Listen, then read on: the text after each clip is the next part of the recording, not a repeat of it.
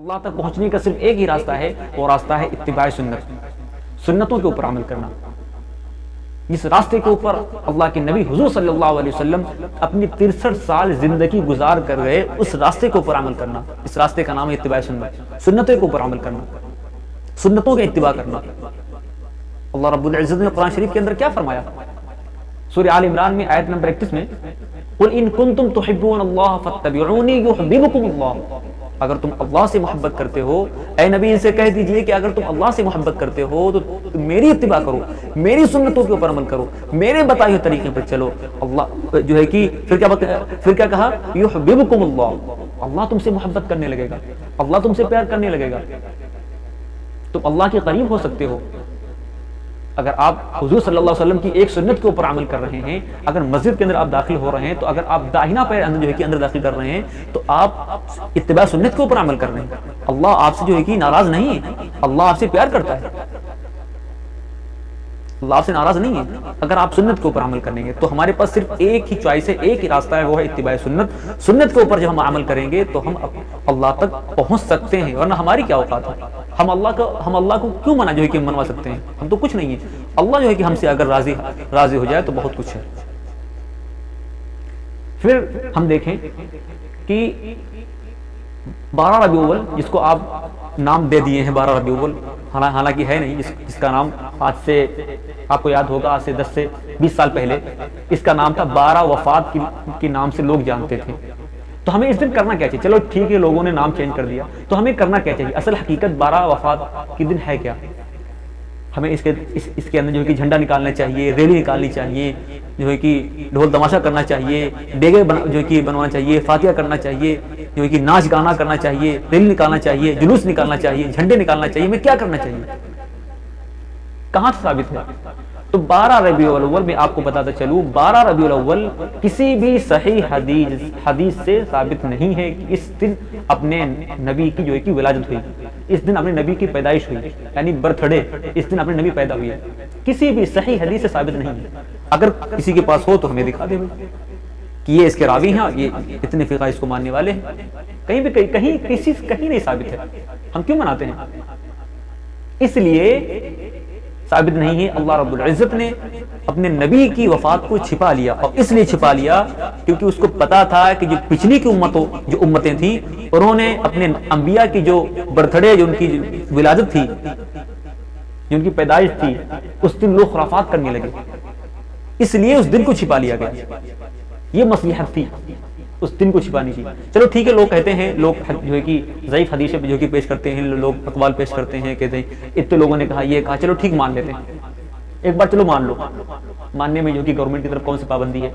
मान लिया कि इस दिन अपने नबी पैदा हुए 12 वफात के दिन। तो हमें करना क्या चाहिए? हदीस से क्या मिलता है? सही हदीस है कि अपने नबी जिस दिन पैदा हुए थे, अपने नबी की जिस दिन विलादत हुई थी, उस दिन आप रोजा रखते थे। अपने नबी पीर के दिन रोजा रखते थे। तो सहाबा ने अर्ज़ किया, या हुजूर आप रोजा क्यों रखते हैं? इसकी क्या मसलियत है? तो कहा कि इस दिन मैं पैदा हुआ था, इस दिन मेरी विलादत है। तो अपने नबी ने बता दिया कि रोजा और ईद एक पास जमा नहीं हो सकते, खुशी और गम एक पास जमा नहीं हो सकते। रोजा कोई गम नहीं है, आप ये ना समझो जो कि गम करना एक गम मनाना अलग होता है। गम करना अलग होता है, गम मनाना अलग होता है। चलो मैं आपको जो है कि क्या बोलते हैं, मैंने आपके सामने जो है कि दलील पेश कर दी। अब एक और मैं आपके सामने जो है कि दलील पेश करता हूँ। वो ये है कि जैसे आपका बच्चा मैट्रिक में पास हुआ, आपका बच्चा IAS ऑफिसर बन गया, बढ़िया जो है कि अच्छे नंबरों से पास हो गया। आप बहुत खुश हैं, आप कह रहे हैं कि मैं बहुत खुश हूँ, मैं मिठाई बांटूंगा, मैं अपने मोहल्ले वालों को बुलाऊंगा, रिश्तेदारों को बुलाऊंगा।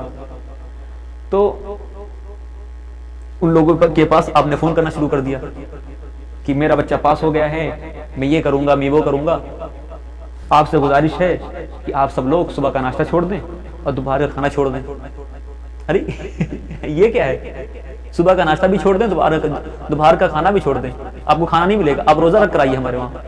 तो कहेंगे ये पागल हो गया क्या? ये कौन सी खुशी है? लोग खुशी पर खाना खाते हैं कि रोजा रखते हैं? तो इस दिन ईद मिलादुन नबी के नाम से मनाना, ये कहीं से किसी हदीस से साबित नहीं है। अगर कहीं हो तो भाई दिखा दिया करिए। जो हमारे मुआज़िज़ उलमा उनको दिखा दिया करके, हमें दिखा दिया करके। तो ये सब चीज़ें हैं, हमें किसी भी सही हदीस से कहीं कुछ नहीं मिलता अपने नबी की। हाँ, कुछ लोग जो कि कुछ रिवायतें हैं जो कि अपने नबी, क्योंकि 8 रबीउल अव्वल को बताया गया है कि अपने नबी पैदा हुए थे, या फिर 9 रबीउल अव्वल को।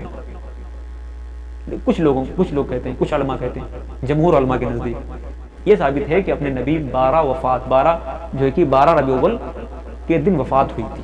इतना साबित है बस। इसमें ईद का कोई जो है कि कोई कॉन्सेप्ट नहीं है।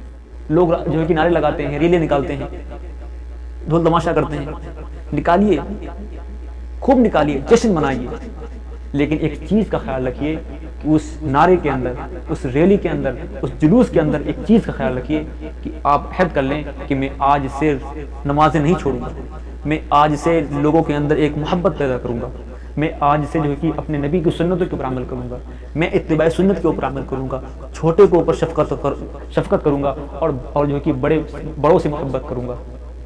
आपकी ज़िंदगी ये थी, अपने नबी की ज़िंदगी ये थी कि छोटों के ऊपर शफकत करते थे, बड़ों से मोहब्बत करते थे, छोटों को सलाम करते थे। पहले मैंने people accept Islam just by saying his face. अपने नबी का चेहरा इतना खूबसूरत था कि लोग उसको देखते थे और इस्लाम कबूल कर लेते थे, ला इलाहा इल्लल्लाह मुहम्मद रसूलुल्लाह पढ़ लेते थे। ये थे अपनी नबी की ज़िंदगी।